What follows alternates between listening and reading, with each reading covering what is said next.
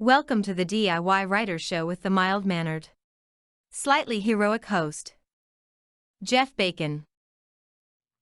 This is Jeff Bacon with the DIY Writer Podcast, and today I've got Jeff Kohanek. Jeff, how you doing today?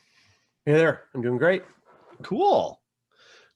I introduce people and they have, like one or two books or whatever, but if you're out there and you're reading any kind of fantasy, Wizardoms is what Jeff is famous for, I guess. Yeah, that's my I shouldn't say I guess, I'm sorry. But I guess he's named. No, shut up, Jeff. This Jeff, not you. But this is going to get confusing, man. I know. Anyway, it's an excellent series. And actually it's free right now. Some of it is, right? Yeah. The first book, Wizardoms, Eye of Obscurance. It's free through December 4th. Cool. And even if you miss that, there's a 3-book box set, the first 3 books of the 6-book series, 99 cents through the end of the year. Wow. Whoa. What about a Black Friday, huh? Well, the free book, I guess. Yeah, it's a free book. It's a free book. But, a free good book is something special. Also, we're in a anthology together. Yes, we are. From the Shadows. And you have an excellent story in there. I have to say that all of your writing is excellent. I really loved your story, actually. Oh, thanks. You want to talk a little bit about that experience, or? Sure. Yeah, I mean, it was pretty cool. I mean, From the Shadows, we're in this, I guess, group on Facebook where indie fantasy writers hang out with indie fantasy readers, right? Mm-hmm. So it's called Indie Fantasy Addicts. There you go. Hey, I'm addicted to it, right? But yeah, a collection of us authors. I think there's 21 of us in this. 21, 22, something like that. Yeah, I know. Yeah. Something like that. Yeah, we got together and we decided, hey, let's put together an anthology of short stories about villains in fantasy and just give it out to whoever wants to read it. So yeah, I took some time and wrote a short story, kind of an origin story about a villain who is in my upcoming Wizardom series. So I wrote a 6-book series that came out over the past year, and then in 2021 there's another 6-book series coming. Wow. This is a new villain for that series. So you have 6 more books coming out in 2021. How do you space that? How do you work that? Do you release them are you doing the rapid release type thing, or do you just kind of space them out a couple of months a piece, or? A little of both, actually. So what I try to do is I will write at least 2 books before the first one comes out, and then I'll kind of rapidly release 3 books in a row. So in the period of basically 3 months, you get 3 books, and then there will be a break while I'm writing more, and then 3 more books will come out, bam, bam, bam. So That kind of gives people the first half of the series in rapid succession, and then you wrap up, I don't know, for about 5 months later, something like that. Yeah. So by October they'll all be out, and I think the first will come out in February. Cool. And then you'll be on to the next series. Yeah, I know. There's always more ideas than time. Yeah. Yeah.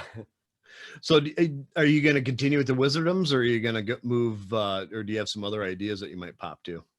That is up for debate at the time. For debate. Okay. A little bit on what my readers want and what I'm enthusiastic about doing. Sure.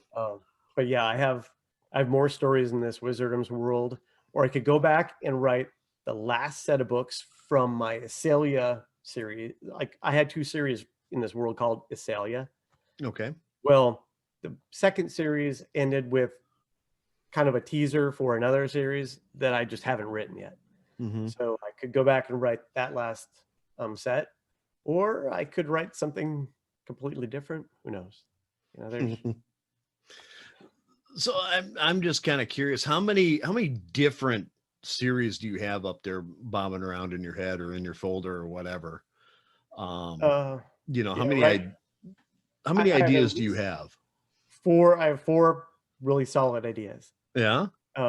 Yeah, two of them are in the world of Wizardoms. One is kind of almost like if you took urban fantasy, which are shorter books with a single point of view, right? You took that and you put it in this epic fantasy world, and it would feature one of my characters who's in my other books. His name is Jarrell Landish. He's a thief, Okay. but he goes by the name of Jace because he became too famous and people don't trust him when he uses his real name, because he's a thief. Go figure. Yeah, I know. So, yeah, and that would be, I kind of have that plotted out in my head, and it would just be fun, short heist adventures. And when I say short, I mean 50,000, probably 60, 70,000 words. Mhm. My books are normally around 90, Okay. which for people who aren't used to word count, that's 300 pages to 350 pages. Those are my books. Yeah. And then I also have a way historical prequel idea for my Wizardoms world, where it kind of like describes how the world of the Wizardoms came to be, basically how wizards came into power. So that is, it's kind of like it's a pivot point in time, right? So I tend to write about these pivot point in times where things are very different from the beginning of the book to the beginning of the series to the end of the series, because something dramatic happened. Sure. So in my Fate of Wizardom, something dramatic happened. In Fall Wizardom, something else will happen. I could go back and write this other one called Rise of Wizardom, another dramatic change, right? Mm-hmm. And then I mentioned my Acelia books. I've got a plan to wrap that up. That's 3 or 4 books. And how long ago did you write those? Was that? Those were the first series I wrote. My first book came out in 2016. Okay. It's titled The Buried Symbol, and it's part of a trilogy. What's a little different about my Acelia books is they're like coming of age epic fantasy. So Okay. something more akin to like the Belgariad or Rift War saga, or even Harry Potter. Okay. Where you got mostly team protagonists that are involved in something bigger going on. And then I had a follow-up series called Wardens of Acelia, and Wardens are kind of like secret agents in this epic fantasy world, and they're armed with magic instead of magic and magic-powered gadgets instead of modern day secret Sure. agents have. James Bond, he's got all his cool cars and right watches and stuff. And then I have a plan where there's like another series that wraps that up. Then the other series I have in mind is actually an urban fantasy, but I don't even want to talk about it yet. Yeah, because it's too raw. Well, let's not talk about your idea, but how are you going to flip from epic fantasy to urban fantasy? That's quite a bit different. The world building is different. The size of the book is obviously different. I mean, I guess it doesn't have to be, but about 60K is that sweet spot, 50, 60K. Right. Yeah. It's a short story for you guys. Yeah, exactly. Although, my epic fantasy are probably shorter than average. I call them, they're modern pacing, right? So I use fast pacing in epic fantasy. So it could be a 500-page tome. I take that 500 pages of action and squeeze it down to 320. Oh, cool. So I would do the same thing with urban. It's just, I think what makes epic fun is, obviously, you're talking about the world building. You get to kind of create, geographies and political systems and all this other stuff. But at the same time, if you go too crazy, it's very hard for readers to catch on to the atmosphere of the world or to understand what's happening, right? So I try to stick with norms, and I only change the things that are critical to the world. Okay. Every epic fantasy that I've ever read, pretty much people go around and they stay at an inn, and the inn has a tap room and all this other stuff, right? I keep those. That's still in my books, right? What's unique are things like the wizard lords and how their power is fed by prayers and that kind of thing. Okay. So I think the same thing happens with urban fantasy. You keep the difference is the world and the basics of how the world works is familiar to people. Right.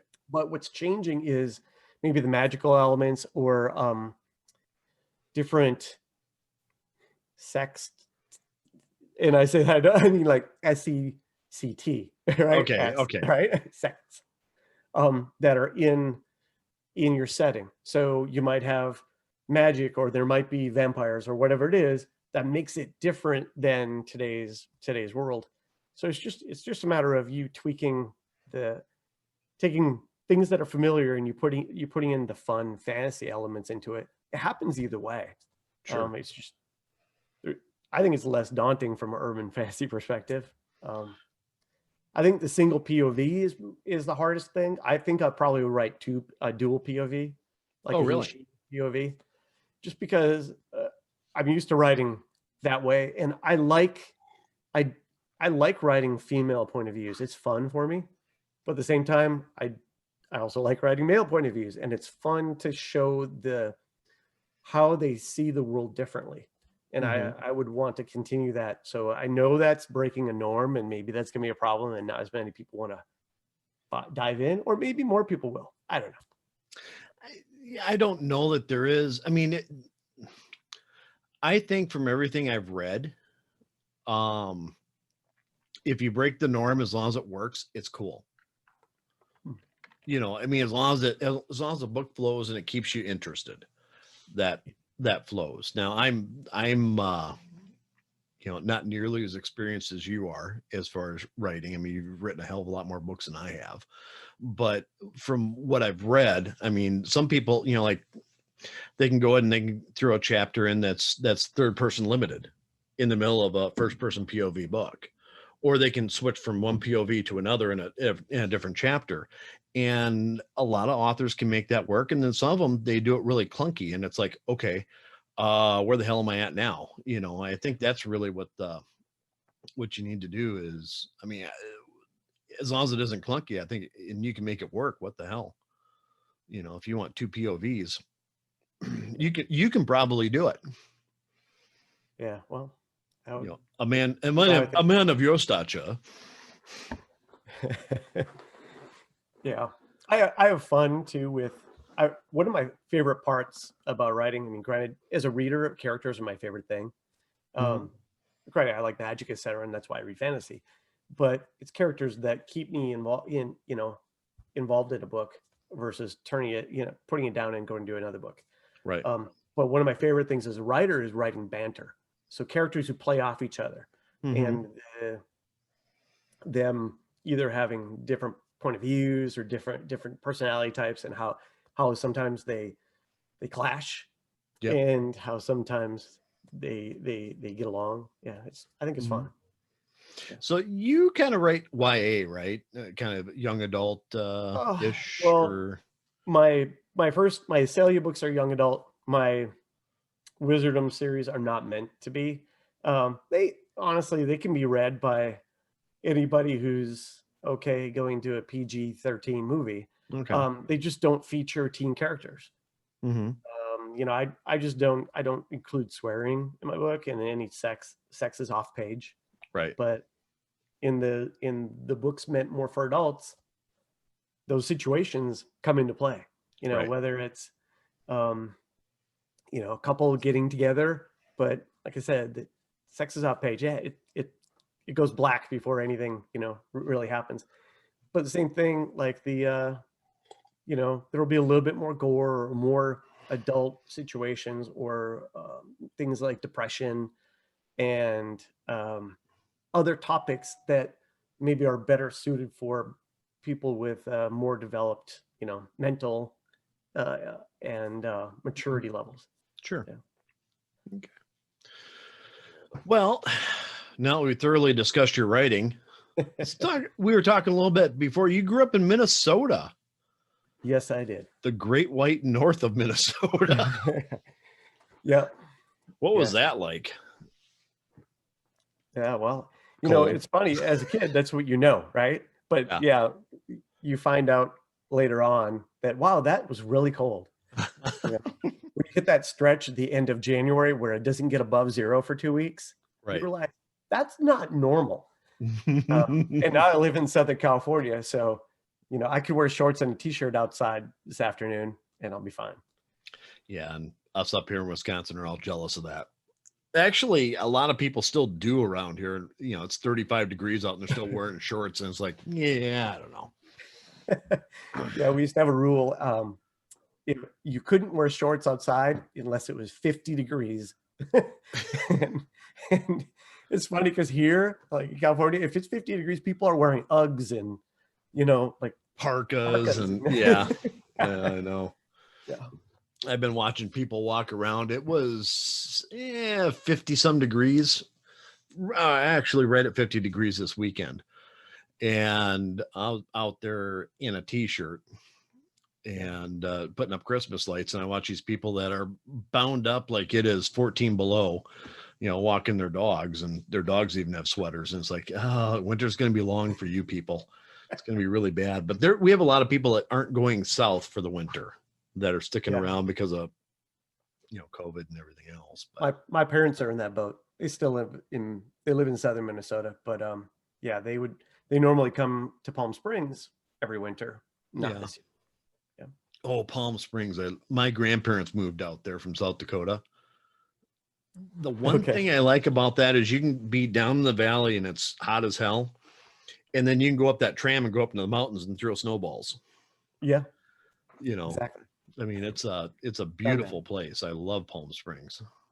But so where are you? Southern California, whereabouts are you geographically? I'm in Huntington Beach. Huntington Beach. Okay. Yeah. So I'm less than 2 miles from the ocean. That's not a bad place. That'll do. It's been good. Yeah. We've been out here about 16 years. Yeah. 16 years, huh? Yeah. Still loving California, are you? For the most part, although I believe a move is probably going to happen within next year. Oh, really? We'll see. Yeah. Texas, huh? Texas wouldn't be bad, but I think just because it's a short drive to here, where my kids are probably might still be here. Granted, they're adults now, but we're thinking about Vegas. It's 4 hours away. Vegas, baby. That'd actually be kind of fun. That's a nice, besides the gambling and everything else, Vegas isn't a bad town. Yeah. What's ironic is I don't gamble at all. Yeah. Don't do it. And I still have spent, because of the day job, I worked until January this year. I would spend 20, 25 days a year in Vegas for business or whatever. Never gamble. Yeah. So I'm familiar with the town, and the Strip is fun, but that's not the town. That's just what people see. It's like going to Disneyland. Right. Everybody sees Disneyland and they don't pay attention to the houses and stuff around it. Right. Mm-hmm. No, I agree with that. I usually am out in Vegas once a year, and obviously not this year, but for one thing or another. And I don't gamble either, but I do like going down to the Strip and people watching, because that's kind of fun. Oh, it is some of the best people watching.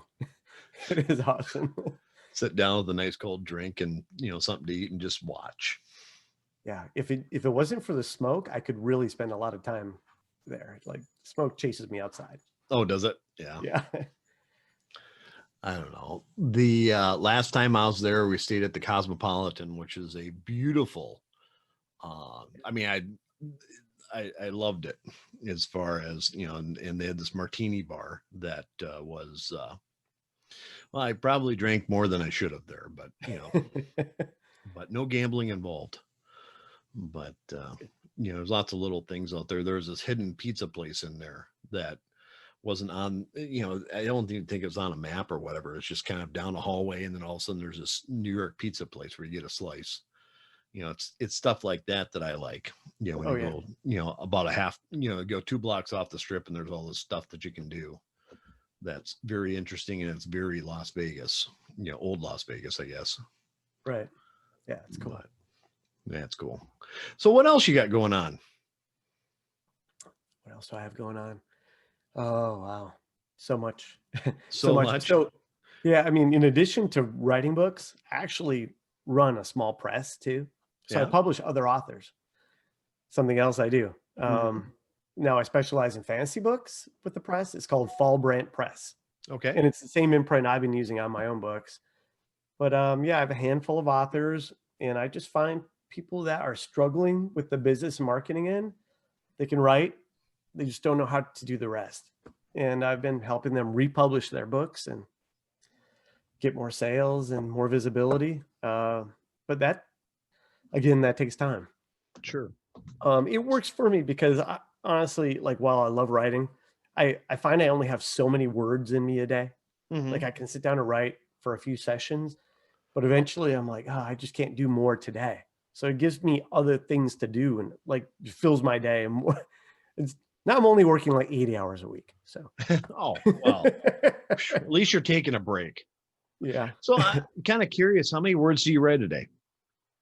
I try to hit around 2,500. Okay. Some days it'll be 3,500. Some days it might be as many as like 7,500.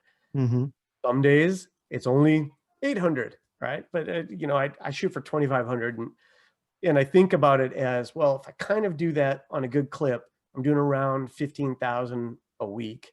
Right. So that's kind of my goal, is to try to hit that number.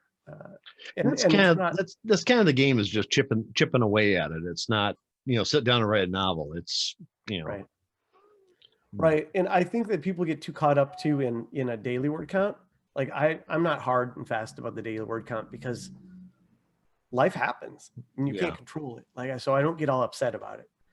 I just figure, well, I'll just write a little bit more tomorrow or over the weekend or whenever it is, and I'll catch up. Yeah.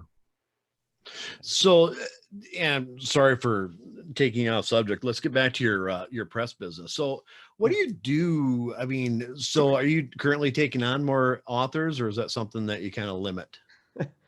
We definitely are limiting it. Okay. I would say we're kind of booked through the middle of next year right now. Okay. So I have like a partner in this press with me. And a big part of it is every time we launch a new author, so we're taking books that already exist. Usually it's 3 to 5 to 6 books, right? Whatever. And we have to take their books and relaunch them. Well, that sets me back over the period of 2 months around $5,000-$6,000. Sure. So like I need the press to feed itself, right? So I can't spend that every month, because I don't have the kind of money to just spend randomly, right?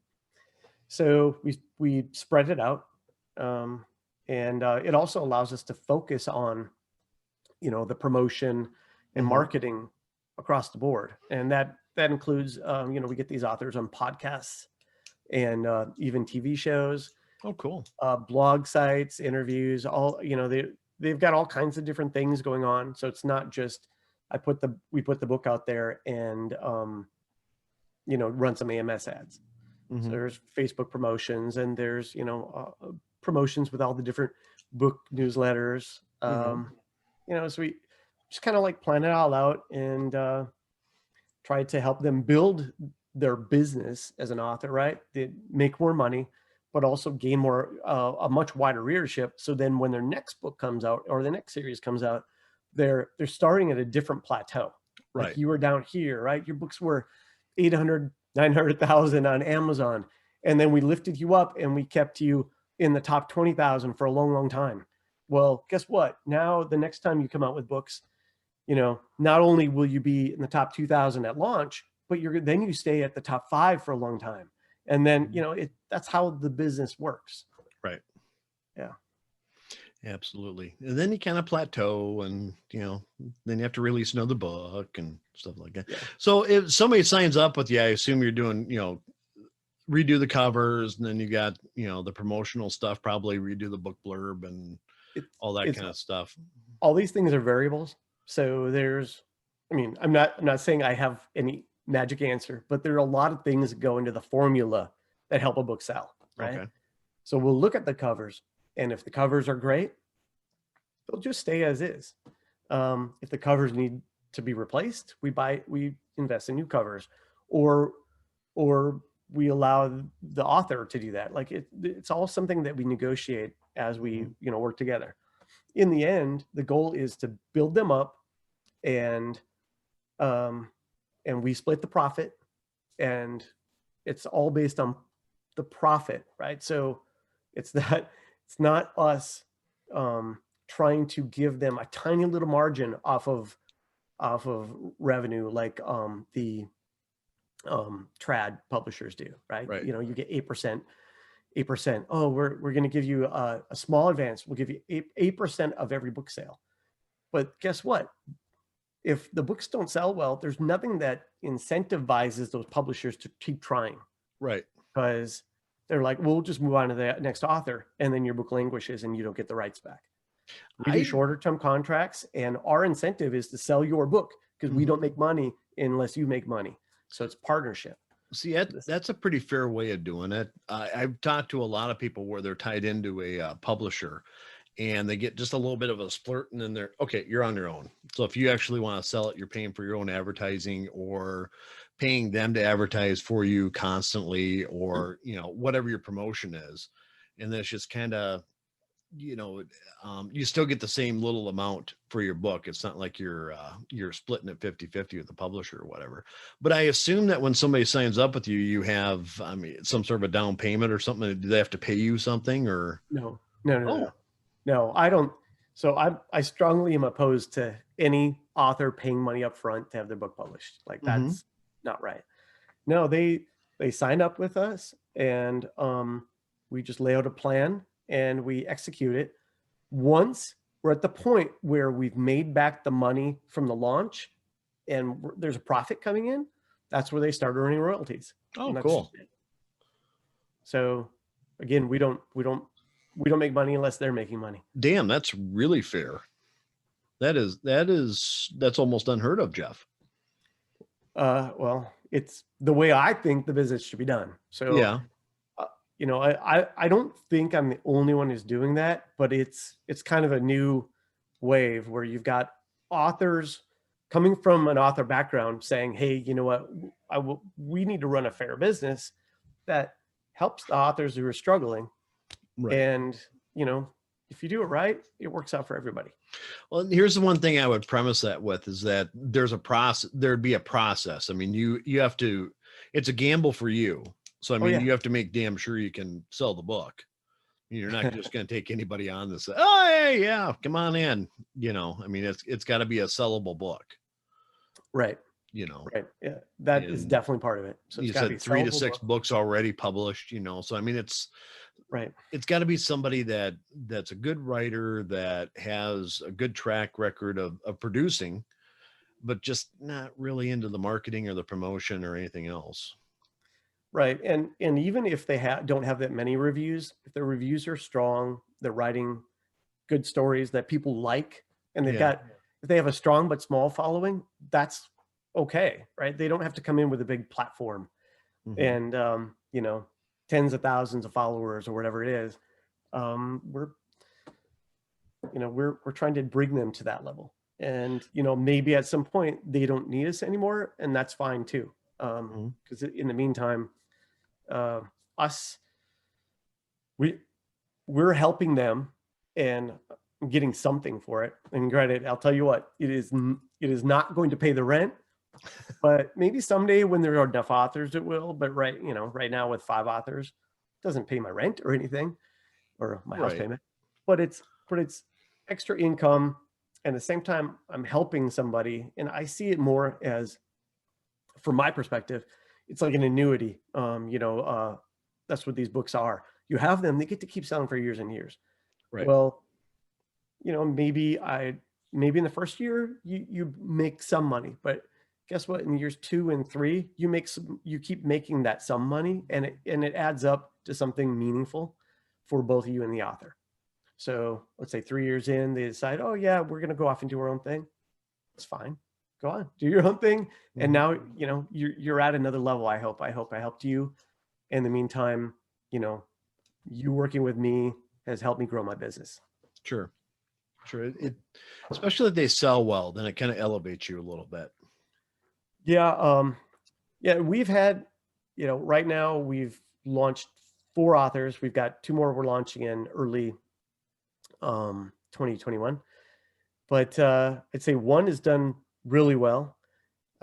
The others, there's been kind of like varying degrees of how well they're doing. But even the really well, I know that we could hit another author who does exceedingly well, and then after that, spectacular. Like you don't know, right? Right. Because you're kind of betting on what you think the books are capable of doing. Mm-hmm. You run the formula and you see how it goes. And it's clear that with 4 different authors, I've had varying degrees of success. The formula is only as good as the other parts, the titles of the book and the genre and the covers and the blurb and then the writing. Like there are all these different things, keywords, metadata, right? So we try to do our best with our parts of the formula, but the author controls the story. Right. And we'll see how it goes as we move forward. But so I assume you work with a lot of authors on newsletters and stuff like that too. I mean, that's got to be a mainstay of your marketing, I would assume. yeah. So, for my own books, I do newsletter swaps with other authors. We do have a newsletter for the press. It's called Discover Fantasy Books, just a newsletter. But we encourage our authors to do newsletter swaps themselves and to have newsletters, because that's the way for them to stay in touch with their readers. Right? Yeah.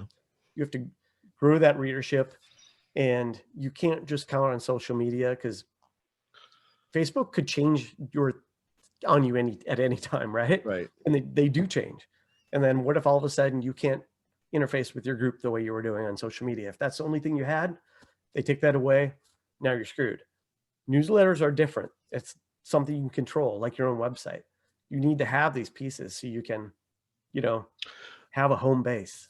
I've talked to authors who have huge Facebook pages, 10,000 and above followers. Yeah. And the story is always kind of the same. I got there and then now I can't reach everybody. And if I want to reach everybody, I've got to pay, Right. And so those are author pages, right? So it's yes. a page versus a group. What happened was Facebook changed the rules. They Right. had you had these pages, you grow them big.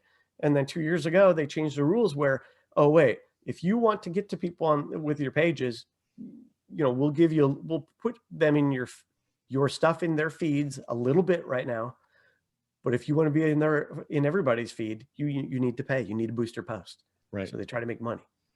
Mm-hmm. So then authors started creating groups instead. Right. But again, that could change. Exactly. Yeah. The story I usually go back to is Google and their advertising back in, was it 2007, 2008, where all of a sudden they increased the cost and made it harder for small businesses to advertise, cut them out. That way the big businesses were the only ones that really got to advertise. Yep. And it cut a lot of people off at the knees, like almost overnight, and it was because the big businesses were easy to deal with and 80% of their profit, and the other 20% was 80% of their these small businesses was 20% of their profit and 80% of their 80%. work, right? As far as support and everything. And so they just made the decision that, well, we'll just let those guys pay for play. And Amazon, AMS, I know that Amazon says that, oh, we're behind you authors, but you kind of see how they're kind of going to a pricing model to make sure that your books, at least rank. You do have to run some AMS ads or have an influx of ads from other places that are selling books. But I mean, it's not all sales based, I don't think. I think it's, I don't know, maybe it is, maybe I'm wrong, but from what I see, it's like, if you got your AMS ads out, you drop down pretty quickly. Yeah. I don't know. AMS ads are pretty critical if you want to succeed on Amazon. Yeah. But, I think the newsletter and your website's probably, your mainstay. If you can drag people into there, that's great. But, the rest of the advertising is going to be, something new will come up that'll be really cheap and really awesome. And to replace those mediums once they get too expensive for the little guys to get into is what I think. But, again, you can disagree with me. It's just what I think. No, yeah, I'm with you. I mean, here's the thing, like these platforms, they're designed to make money. Yeah. Right. And if they decide that they can make more money in a way that negatively impacts you as the author, they're just going to do it.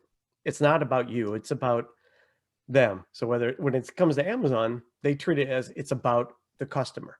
Right. So whatever they think is making the customer happy and the customer is clicking and buying, that's all they're going to do. And that's why you see things like also bots come and go. Yep. Right. Yep. Yeah. That was a big deal. Yeah. Yeah. Well, you know, the stupid crap they're doing with Audible. Oh yeah. Go ahead and check this out and then return it and get another book. Oh yeah, that's awesome. Thanks. And you know, the author gets the sale and then he gets the return, and it's a negative zip. Nothing. I mean, thankfully, you know, we authors raised enough noise about it where Audible made a change to the policy. So it's 7 days. Yep. It's something, right? So it's a step in the right direction. But yeah, I noticed it that because when they had their reporting blip, they weren't reporting for like 3.5 weeks, and then they reported again. 10% of the audiobooks that I sold during that period were returned. 10% is a crazy high number for books that are averaging like 4.5 stars. Mm-hmm. So that doesn't make sense. Normally you don't see that because they don't tell you in their returns, right? They don't show it. Their reporting is horrible.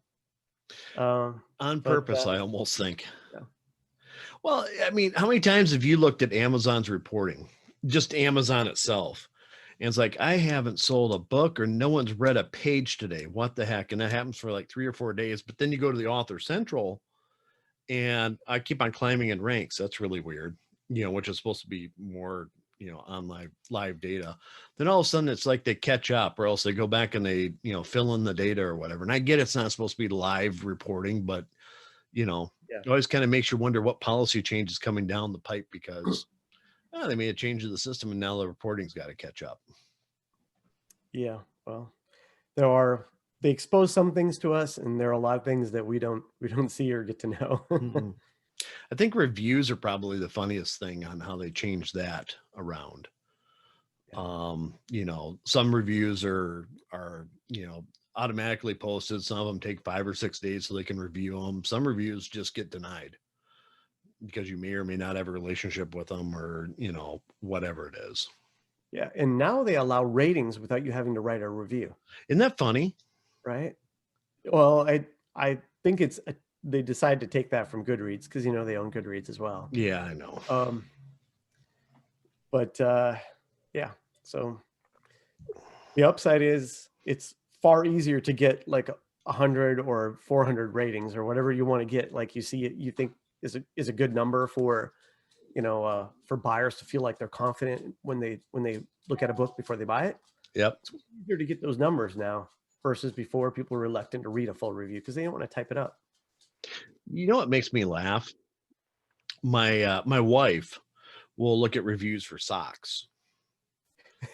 I mean, that review system's really, really nuts, I think, at times. You know, just simple things. Well, how many reviews does it have? 60. That's not quite enough. I'm sorry. I just don't feel confident that, even though they're all, you know, 4 and 5s, you know, whatever. But I mean, Amazon's really, really done a number on people with those reviews, as far as whether or not you should buy it or not. So when like new products, not just books or whatever, comes out and it has 2 reviews and it's 5 stars, nobody buys it because you're not quite sure what that is. Yeah. You know, I mean, quality. People have come to expect social proof, right? Oh, if other people like this, there's a good chance I'll like it too. Mm-hmm. They're trained to do it now. And, you know, it's a system we're stuck with. We are.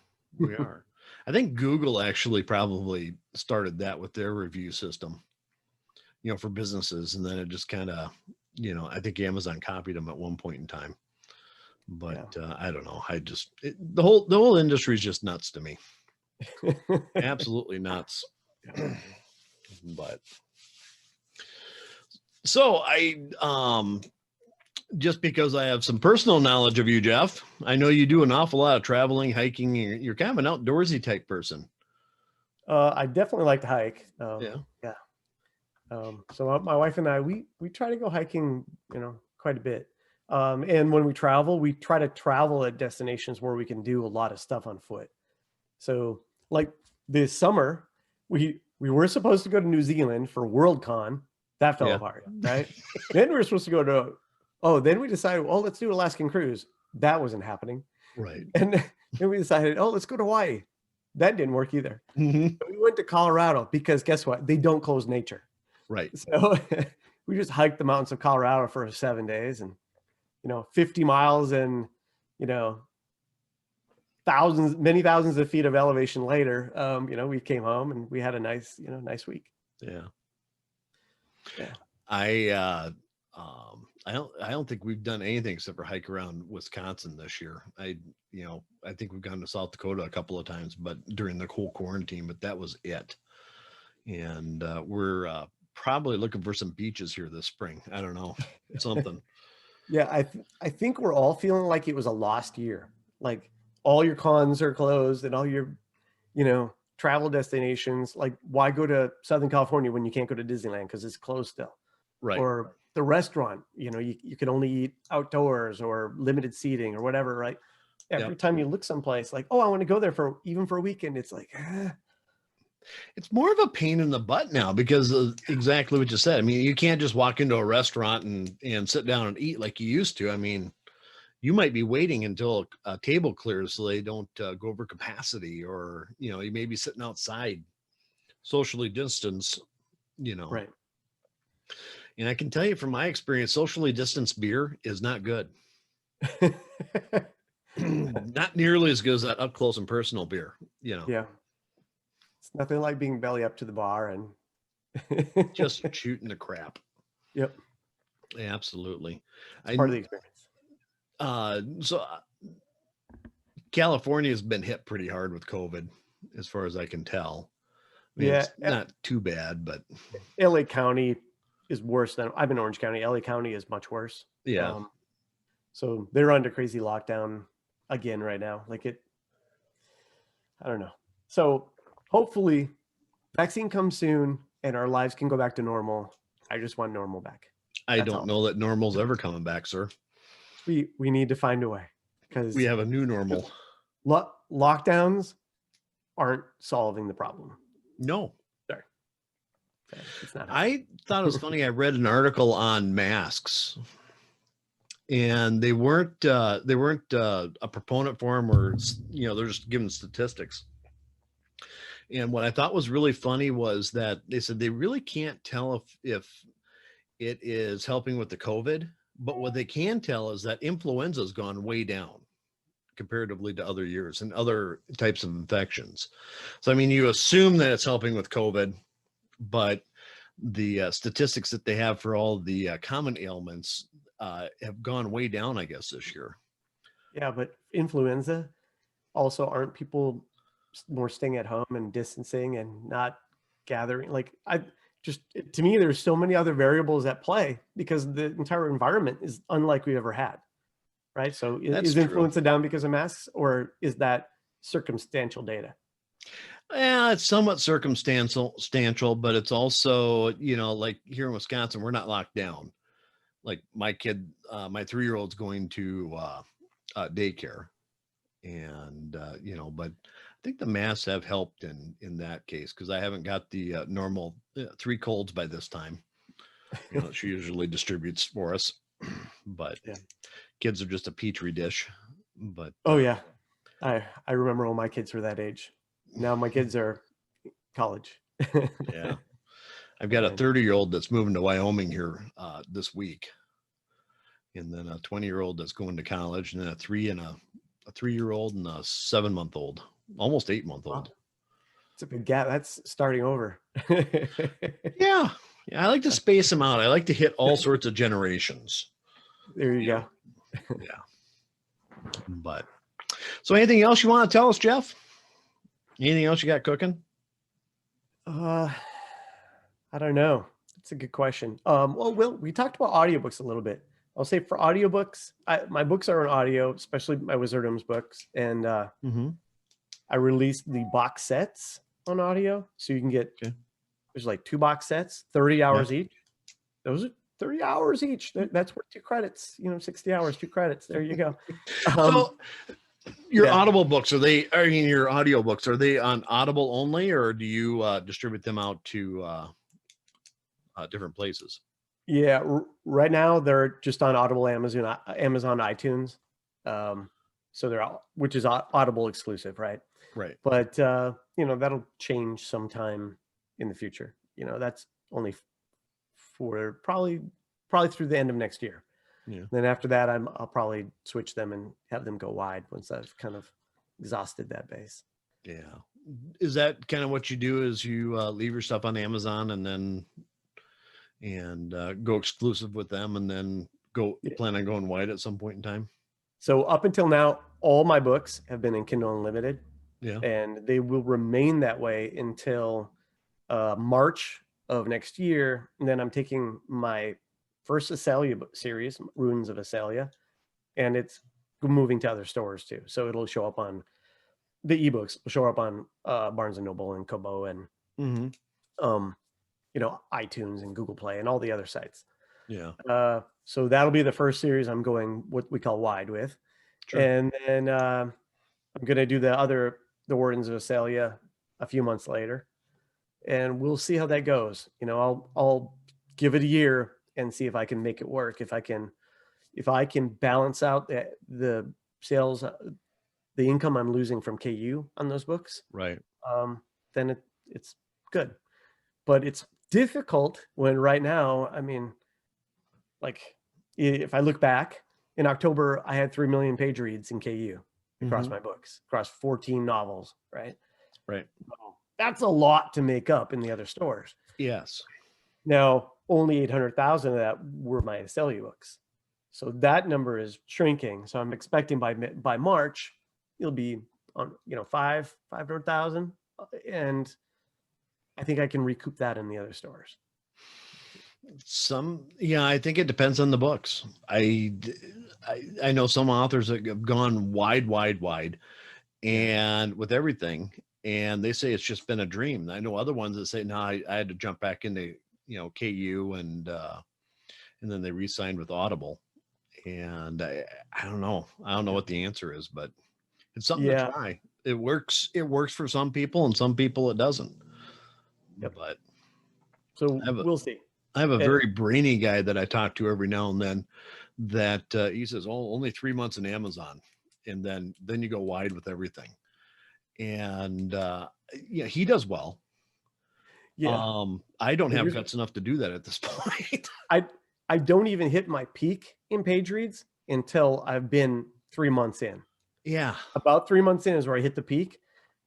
And I can carry that peak for 6 more months before, at pretty high before it really starts tailing.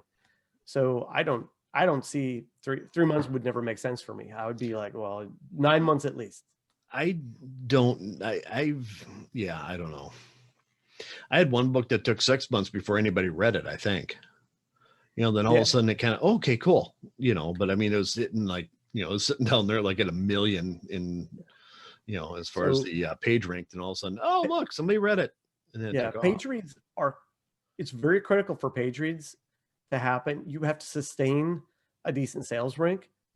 So their algorithm will start showing it to KU readers. And the other thing is KU readers are binge readers, right? They read by volume. So box sets are very attractive to them.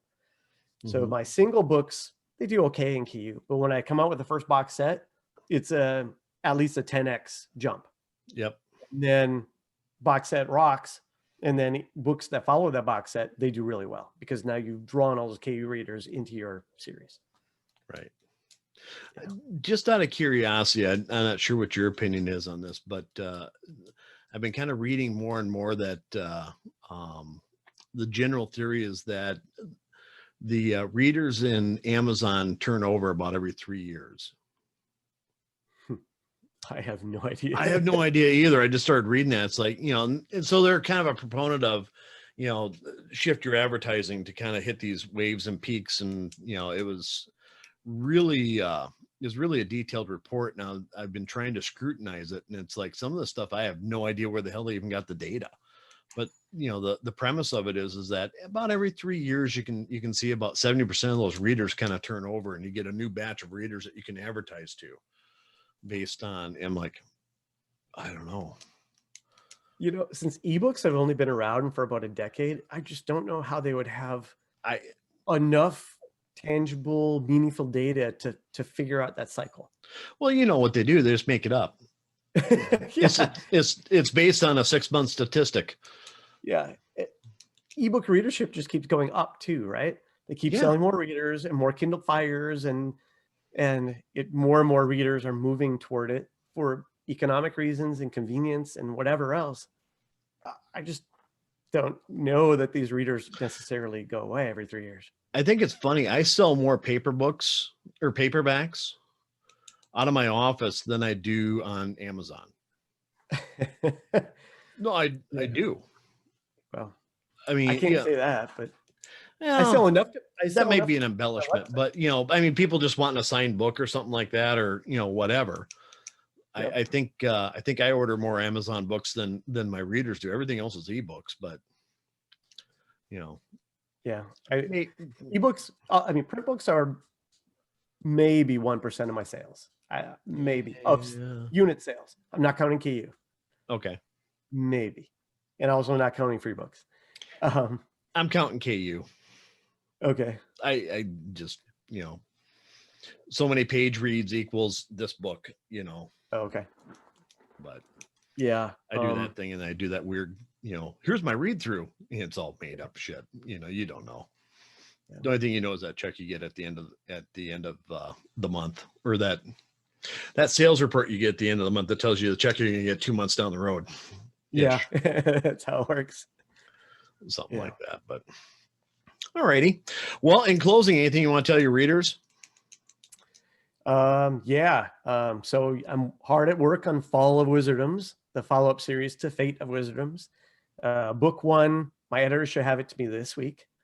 Hopefully she didn't tear it up too much. I'll do my fixes and get it back to her, and it'll be all ready for the ARC readers, around Christmas, and it'll come out in February. And then I'm about halfway done writing the second book in the series. Awesome. So, just gotta get those first 3 done, so they're all out by April, and work on the next 3. And then you got some free stuff right now until the end of the week, which would be December 5th, 4th? Yeah, 4th. 4th, yeah. First book in Fate of Wizardoms. Yeah. And then your box set's 99 cents. Yeah. The end of the year. Cool beans. Yeah.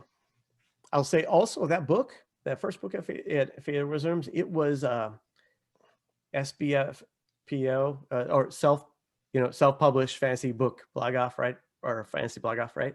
Yeah. It was a semifinalist this year. So I didn't get finalist, but I got so close, and for me, I feel like that's good, because the stories I write they're kind of like Marvel movies. Like you go to Marvel movies knowing that you're just going to have a good, fun time. You're going to laugh. It's going to be action and fun, blah, blah, blah. But you don't ever expect them to win an Oscar. Right. So I'm not writing the things that are going to, for the most part, leave you in tears and just tear you up, or, you can't read for a week or whatever. I'm entertaining you, so you just want to keep reading and reading and reading. I don't expect those to win. So for me to ever get even that, that makes me excited. I'm like, hey, somebody sees the value in this fun entertainment. That is very cool. That is very cool. Well, with that, I'm going to go ahead and call this done, unless you have something else.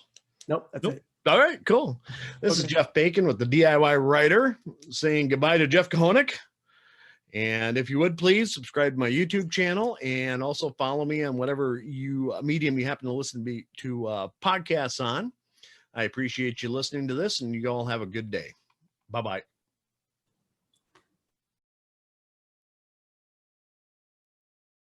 Please hit the subscribe button. I get a bonus for every subscriber, and I only need 1,506 more to become a full-time paid employee. Help me, please.